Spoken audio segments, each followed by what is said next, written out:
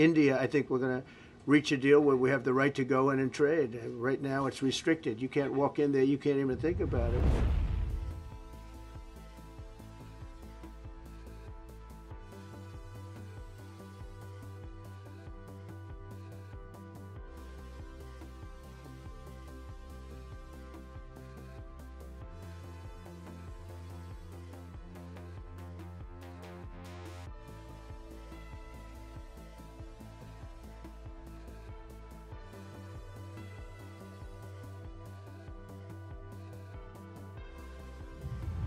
We've made a deal with China. We've made a deal with probably 4 or 5 different countries. With the UK, it was a great deal for both.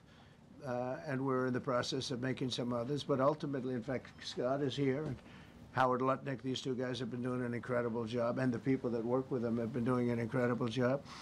But, you know, we have 200 countries. You could say 200 countries plus. We can't do that. So at a certain point over the next week and a half or so, or maybe before, we're going to send out a letter. We talked to many of the countries, and we're just going to tell them what they have to pay to do business in the United States. And it's going to go very quickly.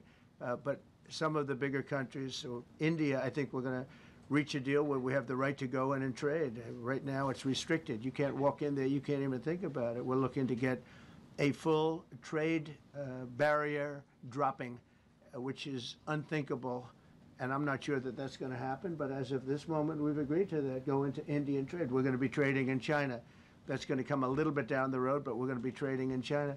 We have a lot of great things going, and we're getting along with countries, but some will be disappointed because they're going to have to pay tariffs. And we've taken in already hundreds of billions of dollars in tariffs. No inflation. The only problem we have is we have a Fed guy that doesn't understand what's happening, and it would be great if he'd lower the rate because we'd be able to borrow a lot cheaper. Yeah, go ahead, please. Mr. President, a question on Why don't we keep it on this subject? This is such a big subject. You know what? Trade is so big, but this, I don't know, in a certain way, this might be bigger than trade. follow-up on trade, Mr. President? I think this is bigger than trade. Yes, please, go ahead. I was wondering, though, if you could... Go ahead. Sir, on the transgender ruling, the Supreme Court ruling that parents with religious objections can pull their kids out of public school lessons that use LGBTQ materials.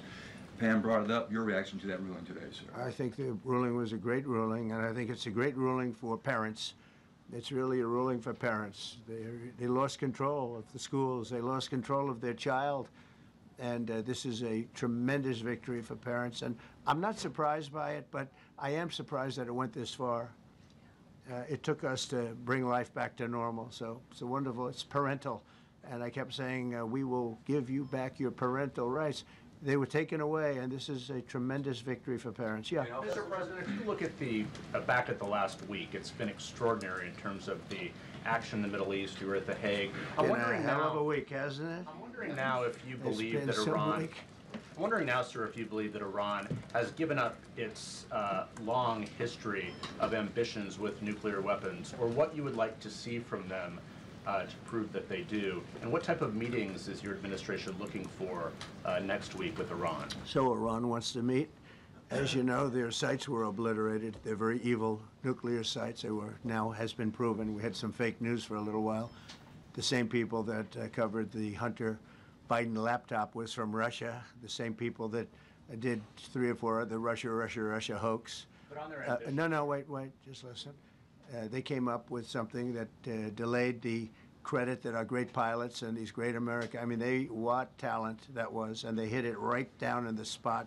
52,000 feet. Think of this dark, no moon, you couldn't see a thing, and they hit the refrigerator door, as they say. That's the size of a target, and overwhelmingly, and it's amazing what was done. We're the only ones that could have done it, and we took out the 2 of the other sites also. In addition to that, we finished them off. That was a very evil intention. I believe that, and again, time will tell, but I don't believe that they're going to go back into nuclear anytime soon. They spent over $1 trillion on nuclear, and they never got it together. And nothing was moved from the site, by the way. To do that is very dangerous. It's very, very heavy material. Those cars were most likely the cars of masons because they were pouring concrete at the top, at the hatch, as you know, the hatch going into the nuclear site. They wanted to reinforce it, and they had some masons there pouring concrete. By the way, that concrete was obliterated. It hit exactly at the concrete. It was, I don't think it had a chance to dry, but everything's down there. It's under millions of tons of rock.